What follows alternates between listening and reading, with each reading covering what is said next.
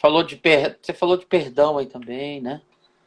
Falou de Uhum. Freud. Tem uma pessoa falando aqui, uma mulher. Uma pergunta meio curta e grossa. Caião, como conseguir perdoar o marido que se culpa por trair, mas que é incapaz de pedir perdão ou se arrepender? A gente não perdoa os outros por causa do que os outros fizeram de positivo depois de terem nos feito qualquer coisa. É, Porque o Evangelho ensina isso. O perdão não tem nada a ver com quem me magoou. Se ele tiver consciência e me pedir perdão, Jesus disse que eu ganho o meu irmão. Se eu quiser continuar mantendo uma relação de afinidade com ele, eu ganho o meu amigo, eu ganho o meu marido. Se eu quiser continuar mantendo uma relação de conjugalidade com ele, se ele me pedir perdão, e eu o perdoo. Agora, se ele nunca me pedir perdão, eu o perdoo. Eu o perdoo antes dele pensar em me pedir perdão, eu já o perdoei. Foi o que aprendi com o Evangelho, aprendi com Jesus, aprendi com Deus. Que na realidade é o perdão de Deus que me conduz ao arrependimento. É o contrário essa equação, não é? Ele se arrepende, me pede perdão, então eu o perdoo. Isso é coisa da religião, é coisa dos pagãos. No Evangelho não é assim. No Evangelho, ele me pedindo perdão, ou não me pedindo perdão, eu o perdoo para eu ficar livre do mal que o não perdão causa em mim. A priori, eu perdoo o mundo inteiro para eu não carregar o peso do mundo inteiro sobre mim. Por isso está todo mundo perdoado. Eu perdoo qualquer um que me tenha ofendido. Se você um dia me cometeu uma ofensa, morre de vergonha de mim, não morra não, meu filho. Você já está perdoado desde o dia em que eu soube. Você está perdoado. Às vezes eu acho que o teu comportamento é um comportamento de um cara bobo, babaca, infantil, tolo, tudo isso, mas você está perdoado. E se eu souber que alguma coisa ruim aconteceu a você, a minha primeira atitude é de oração em teu favor, pedindo ao Senhor que te levante, que te guarde, que te faça enxergar, que te transforme segundo a vontade dele, não a minha. Vai ser sempre essa a resposta, porque eu não tenho problema com o mundo, está todo mundo perdoado. Às vezes tem gente aqui que diz assim, Caio, quando você vai perdoar o Malafaia? Eu perdoei desde que ele tinha 18 anos de idade. E quando eu comecei a perceber que ele ia ser o que ele é, eu já o perdoei. Eu só não gosto do que ele faz. E nunca gostarei do que ele faz, enquanto ele fizer o que faz. Mas se alguém perdoado em mim, ele está perdoado. Se alguém chegar para mim e disser que ele está num problema enorme e que eu tenho alguma condição de ajudar e ele aceita a minha ajuda, no dia seguinte eu estou lá. Com sinceridade. A mesma coisa com qualquer um. Olha, deixa eu te dizer uma coisa, vocês vão ficar chocados, mas eu estou numa situação que se o diabo se arrepender, eu vou dar bons conselhos para ele. É, Caião. Porque até o diabo já está perdoado da minha vida, cara. Eu não tenho nada, eu não tenho ódio do diabo, eu não tenho nada contra o diabo não tem nada em mim, porque eu não tenho ódio dele nem raiva dele. Enquanto a gente odeia o diabo tem uma garra na gente.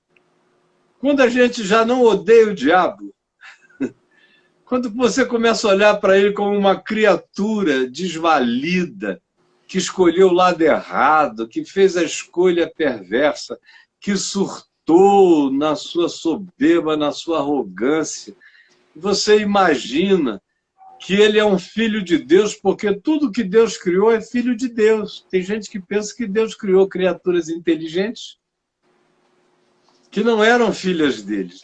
Todas as criaturas que dizem eu sou, eu sei, são filhas de Deus que vão ter que ter o trabalho de se tornarem, de se destornarem, de se desfazerem filhas de Deus, porque já nascem filhas de Deus.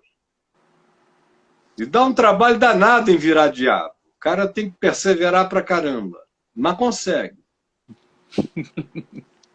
Mas consegue. Eu, no entanto, não tenho problemas com o diabo. Tem gente que diz que tudo que faz de errado fica com raiva do diabo. Ou tudo que acontece de ruim no mundo, o cara diz, eu odeio Satanás, eu te odeio, Satanás. Ou não é verdade, é só para o público achar que você é um santarado. Ou, se for verdade, você está se envenenando, rapaz. Porque Satanás não vai levar de mim ódio nenhum. Por isso é que ele não tem nada em mim, porque nem ódio por ele eu carrego. Eu estou vivendo onde o meu coração alcança, está todo mundo perdoado. O Bolsonaro, eu não gosto do que ele faz, estou dizendo isso desde a década de 80, não é de agora. Para você é que ele surgiu agora, para mim ele existe desde 83. E ele é coerente, ele nunca fez nada diferente, ele faz exatamente as mesmas coisas que ele faz aqui, e eu sempre detestei as coisas que ele faz, nele ou em qualquer outro ser humano, entendeu? Não é por causa dele, é qualquer um que faça assim. Eu estou dizendo isso desde os anos 80, eu disse nos anos 90, eu disse nos anos 2000, e aqui, desde que existe esse site, se você entrar aí e escrever Caio e Bolsonaro, no YouTube, ou no YouTube já basta, lá, não precisa nem ser no meu portal, no meu canal, pode botar no YouTubão, Caio e Bolsonaro. Você vai ver quantas opiniões eu já dei sobre ele com toda franqueza e verdade. Apanhei, fui chamado de tudo, me mandaram para o inferno, me odiaram. Perdi 70% dos meus alunos no exclusivo. E eu estou aqui, ó. Estou aqui. É porque eu odeio? Não, eu tenho a maior compaixão dele. Tenho uma compaixão danada da Michelle, que eu digo, meu Deus, ela vive debaixo dessa maluquice, e ela não parece tão doida assim. Tenho muita compaixão da relação adoecida entre ele e os filhos. Ele e o Carluxo, por exemplo, que é um garoto que o ama com um ódio enorme, é uma relação dessas que matam. Porque o garoto o ama de maneira patológica. E o odeia. Já ficaram sem se falar anos, ele e o filho, quando ele fez o filho concorrer à Câmara dos Vereadores do Rio de Janeiro, fez, enfim, uma eleição no Rio de Janeiro, para eu não tentar ser mais preciso do que a minha memória, contra a própria mãe, que eu conheci outro dia numa cafeteria aqui em Brasília. Concorrer contra a própria mãe, para a mãe não ganhar. E o garoto concorreu contra a mãe, ganhou da mãe, tirou a mãe do páreo. E a partir dali, o que já estava acumulado aumentou, o ódio. Ficou com ódio do pai anos, por ele ter obrigado o filho a ter aquela guerra contra a mãe, que foi horrorosa. Nossa. Então, eu tenho muita pena e compaixão dessas doenças familiares, dessa obsessão que ele tem de imortalidade dele nos filhos, de transferência de tudo para os filhos, de dinastia, da loucura, da aparente psicopatia dele, quase geral. Ele não sente compaixão por ninguém. Ele só se interessa pelos dele, por ninguém mais. Parece que o mundo não existe. Eu vou gostar de algo assim? Jamais. Eu sou um cristão. Eu gosto de quem ama o mundo, eu gosto de quem perdoa o mundo, eu gosto de quem é a favor de tudo que promove a paz, eu gosto daquele que vem para unir e não para dividir, como um diabo, diabolos, que é o divisor. Eu gosto de gente que chama e agrega, e não de alguém que tem um espírito de Satanás, que é adversário, que persegue, que vai atrás, que provoca, que chama para briga, que não para de fazer isso. Não. Eu gosto de quem é humilde e aprende com quem sabe.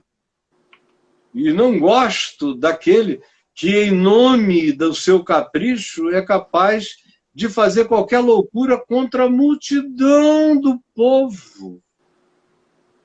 Mas eu oro por ele todo dia, como Jesus mandou.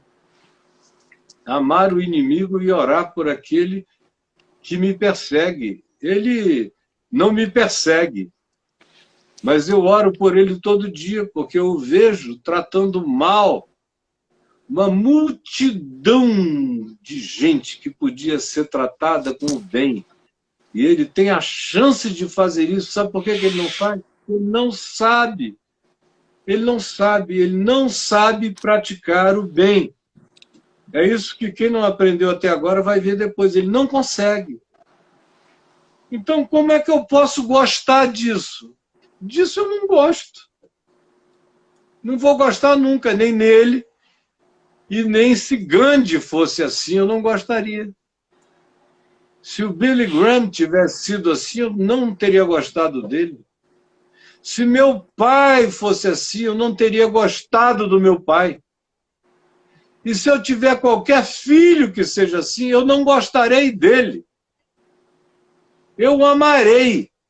Porque amor é outro departamento, é decisão de fazer o bem, de orar pelo bem, de ajudar o bem. Agora, gostar? Não.